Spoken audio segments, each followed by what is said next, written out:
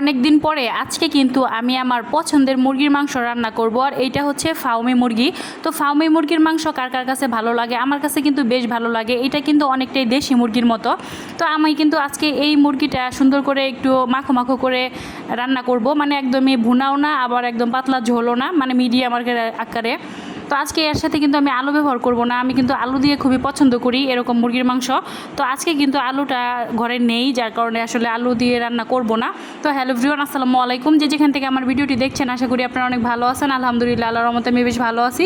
তো এখানে ফার্স্টে আমি একটি ফ্রাই প্যান বসিয়ে দিলাম, তারপরে এখানে পরিমাণ মতো তেল দিয়ে দিলাম। তেলটা কিন্তু গরম হয়ে গিয়েছে, এখন কিন্তু সকল মশলা দিয়ে দিলাম। ফার্স্টে কিন্তু আমি পেঁয়াজ কুচি দিয়ে দিলাম। পেঁয়াজটা কিন্তু হালকা করে ভাজার পরে মানে যত মশলা আছে সব কিছু দিয়ে দিব।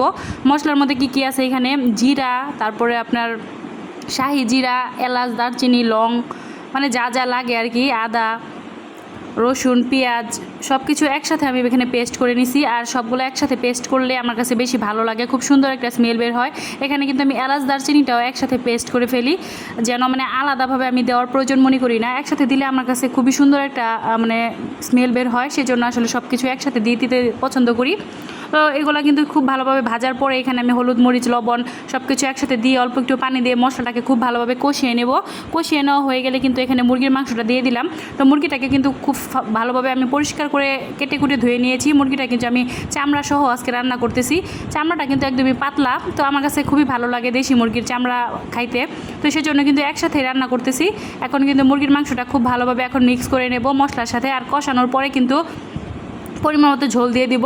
তো একটু সময় নিয়ে কষাতে হবে, যত সুন্দর করে কষাবেন ততই কিন্তু খেতে ভালো লাগবে। আর কষানোর সময় কিন্তু মশলাগুলো একদম মুরগির গায়ে গায়ে লেগে থাকবে, সেই জন্য কিন্তু একটু টাইম নিয়ে কষাতে হয়। আর একটু টাইম নিয়ে কষালে খেতে ভালো লাগে। তো এখন কিন্তু কষানো কমপ্লিট হয়ে গিয়েছে। তো এখন কিন্তু আমি পরিমাণ মতো ঝোল দিয়ে দিব। আর ঝোল দেওয়ার পরে কিন্তু ঢাকনা দিয়ে ঢেকে দেবো। আর এটা কিন্তু বেশি সময় লাগবে না, যদিও এটা ফার্মি মুরগি দেশি মুরগির মতোই, কিন্তু আমার কাছে একটু সময় কমই লাগছে মনে হয়, বেশিক্ষণ সময় লাগে নাই। 15 থেকে 20 মিনিট এটাকে মানে জাল করে নিলেই রান্নাটা কিন্তু কমপ্লিট হয়ে যাবে। যেহেতু আমি এটা ভুনাও করতেছি না আবার ঝোলও করতেছি না, মাখো মাখো রাখবো, সেই জন্য কিন্তু খুবই অল্প টাইমের মধ্যে রান্নাটা কমপ্লিট হয়েছে। তো এই যে দেখতে পাচ্ছেন এরকম করেই কিন্তু রান্না করব, না একদম বেশি ঝোল না একদমই মাখো মাখো টাইপের। আমার কাছে এরকমই ভালো লাগে খেতে বেশি। আবার মাঝে মাঝে যখন ঝোল খেতে মনে চায় তখন কিন্তু আমি আলু দিয়ে ঝোল রান্না করি, সেটাও কিন্তু আপনাদের সাথে শেয়ার করার চেষ্টা করি। তো আমি কিন্তু আমার দৈনন্দিন ডেইলি ব্লগ শেয়ার করি, আপনারা অবশ্যই কমেন্ট করে জানাবেন কেমন লাগে আপনাদের কাছে। তো আমি যা রান্না করি সেটাই আপনাদের সাথে শেয়ার করার চেষ্টা করি। তো আজকের ভিডিওটি আপনাদের কাছে কেমন লাগলো অবশ্যই কমেন্ট করে জানাবেন। তো আজকের মতো এই পর্যন্তই, সকলে ভালো থাকবেন, সুস্থ থাকবেন, আল্লাহ হাফেজ।